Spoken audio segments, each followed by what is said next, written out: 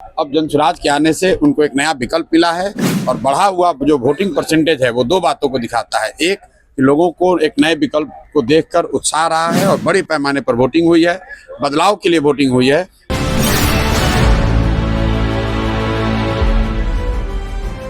नमस्कार, आप देख रहे हैं स्टार टीवी बिहार और मैं हूं आपके साथ श्वेता मिश्रा।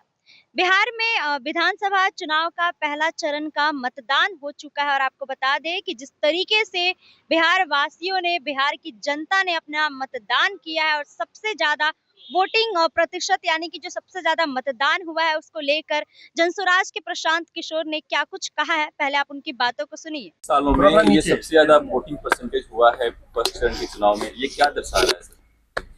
30 सालों में नहीं, आज़ादी के बाद बिहार में हुए चुनाव में ये सबसे ज़्यादा वोटिंग परसेंटेज है।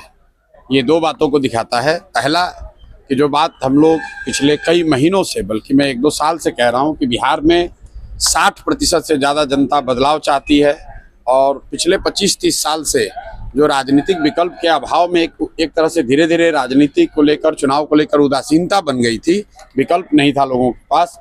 अब जनसुराज के आने से उनको एक नया विकल्प मिला है और बढ़ा हुआ जो वोटिंग परसेंटेज है वो दो बातों को दिखाता है। एक, कि लोगों को एक नए विकल्प को देखकर उत्साह रहा है और बड़े पैमाने पर वोटिंग हुई है, बदलाव के लिए वोटिंग हुई है। और दूसरी बात, जो बड़े प्रवासी मजदूर हैं जो बहुत बड़ी संख्या में छठ के बाद रुके हुए हैं, उन्होंने अपना और अपने परिजनों का, अपने मित्रों का जो वोट कराया है उसने सबको सरप्राइज किया है। और जितने लोग ये बैठे हुए थे कि महिलाओं को 10,000 पैसा मिल गया और उसी से हम लोग जीत जाएंगे, इन चुनाव में महिलाएं तो हैं ही, लेकिन महिलाओं से बढ़कर प्रवासी मजदूर एक्स फैक्टर है। इस चुनाव का एक्स फैक्टर प्रवासी मजदूर हैं।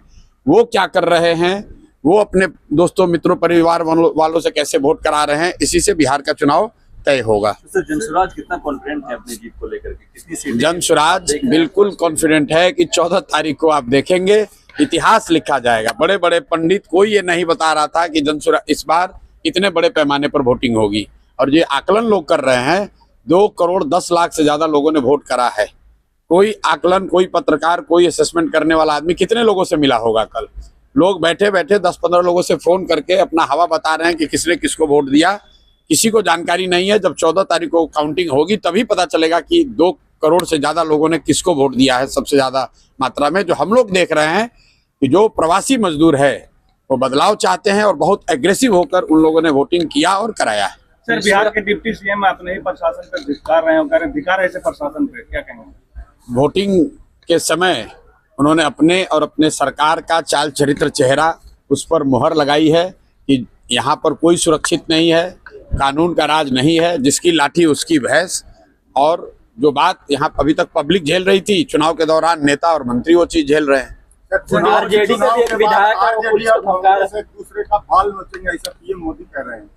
भाई, वो बाल नोचेंगे कि सर नोचेंगे ये उनका काम है। मैं इतना जानता हूं कि बिहार की जनता ने कल के वोटिंग में दिखाया है कि उनके पास जब विकल्प एक मिल गया तो उन्होंने बढ़ चढ़ के वोटिंग में, लोकतंत्र के इस पर्व में हिस्सा लिया है। अब जो भी निर्णय जनता करती है, चुनाव में सिर्फ ये नहीं तय होता है कि कौन आदमी सत्ता में आएगा, चुनाव में ये भी तय होगा कि कौन विपक्षी भूमिका में होगा, कौन रोड पर आएगा, कौन समाज और रोड पर काम करेगा, इसकी ये भूमिका भी जनता तय करती है। तो अब 3 दिन रह गए हैं, ज्यादा स्पेकुलेशन का समय नहीं है। एक ही बात कल दिखा कि बहुत बड़े पैमाने पर वोटिंग हुई है।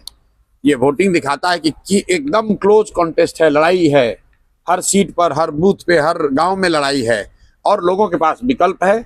जनसुराज की सबसे बड़ी सफलता यही है कि लोगों के पास एक विकल्प है। लालू के डर से नीतीश भाजपा और भाजपा के डर से लालू को वोट देने की जो मजबूरी थी, वो मजबूरी खत्म हो गई है। लोगों में उससे उत्साह है कि उनको एक नया विकल्प, एक नया रास्ता दिख रहा है, इसीलिए लोगों ने इतने बड़े पैमाने पर वोटिंग करी है। 122 सीटों में 100 सीटें बीजेपी जीत रहे। सम्राट चौधरी को ये बताना चाहिए कि वो तारापुर जीत रहे हैं कि हार रहे हैं। अपना चिंता करें कि तारापुर में जीत रहे हैं कि हार रहे हैं। सम्राट चौधरी जैसे नेता कभी नीतीश कुमार को लेकर गए, कभी राजनाथ सिंह जी को लेकर गए, इतना डरे हुए हैं खुद चुनाव जीतने के लिए। अपने जितने एनडीए के बड़े नेता हैं सबका जाकर मीटिंग्स, रैली करा रहे हैं। अगर इतने ही कॉन्फिडेंट है तो बाकी लोगों को रैली कराने की क्या जरूरत थी? खुद ही जीत जाते, अपने काम के आधार पर जीत जाते। काफी कॉन्फिडेंट दिखे, उन्होंने कहा है कि जो रोजगार के मुद्दे पे हैं युवाओं ने बढ़ चढ़ के वोट दिया आरजेडी और गठबंधन। देखिए, तेजस्वी यादव कब कॉन्फिडेंट नहीं थे कि कल कॉन्फिडेंट दिखे आपको? ये लोग तो चुनाव के 6 महीना पहले, साल भर पहले ही कॉन्फिडेंट है कि हम ही मुख्यमंत्री बनेंगे। तो ऐसे लोग जिनको अपनी कोई जानकारी है नहीं, जमीन पर घर से बाहर निकले, पार्टी के दम पर, जाति के दम पर या भाजपा विरोध के नाम पर भीड़ इकट्ठा हुई, 2 मिनट भाषण वाषण किया, घर पर चले आए, उनको क्या जानकारी है कि गांव में निचले स्तर पर क्या बात हो रही है? आप मुझे जितने पत्रकार लोग हैं ये बताइए, किसी मीडिया चैनल ने, किसी पत्रकार ने, किसी राजनीतिक विशेषज्ञ ने, किसी पार्टी ने अगर ये कहा हो, किसी नेता ने कहा हो कि बिहार में इस बार अप्रत्याशित वोटिंग होने वाली है? किसी ने नहीं कहा है। और ऐसा नहीं है कि महिलाओं का वोटिंग ज्यादा हुआ है।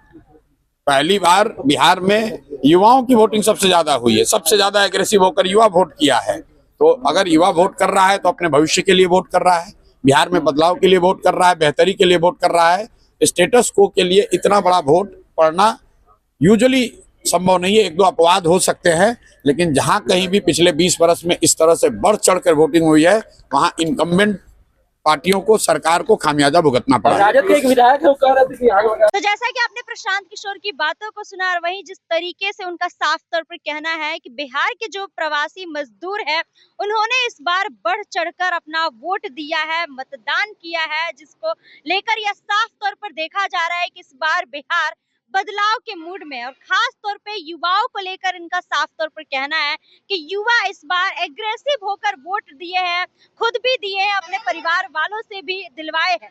बाकी इस पूरे मामले पर आप लोग क्या कुछ कहना चाहते हैं, आप लोगों की क्या राय है, कमेंट बॉक्स में अपनी राय जरूर बताइएगा। फिलहाल इस खबर में बस इतना ही। ऐसे ही तमाम खबरों के लिए बने रहे हमारे साथ और देखते रहे स्टार टीवी बिहार। धन्यवाद।